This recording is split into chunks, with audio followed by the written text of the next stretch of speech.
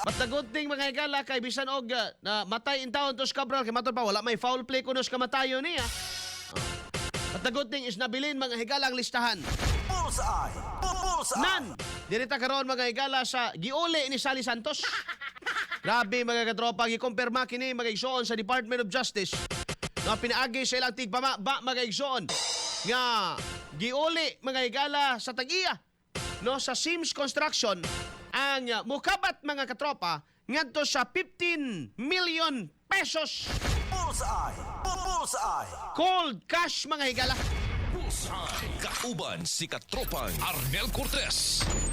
Bullseye. Ha? 15 million pesos cold cash ang giuli ni Sally Santos by mga katropa. Sa inyong tanaw, no? Taman ra ba diri sa uli? Okay na ba taning uli mga igsoon? Wala na ba'y accountability? Wala na ba'y responsibility?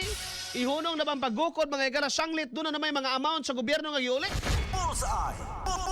Oh, ang pag-uli mga higala kwarta nagpapatuod lamang no nga dili istoryang way resibo ang korupsyon ug dili mga higala tinumo-tumo ang mga amount nga nangawala ko dili tinuod yun kay nanong naa may giuli may galagwa kay gikawat.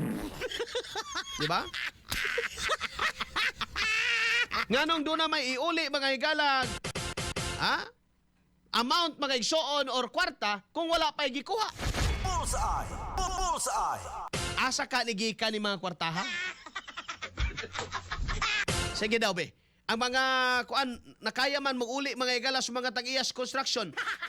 Daw be, ang mga district engineer kato si Henry Alcantara ni uli na sadto mga higala milyon-milyon. Oh. How about congressman mga higala? Wag mo uli diha. Happy birthday! Happy birthday na noy natuplok na ko diri mga kato.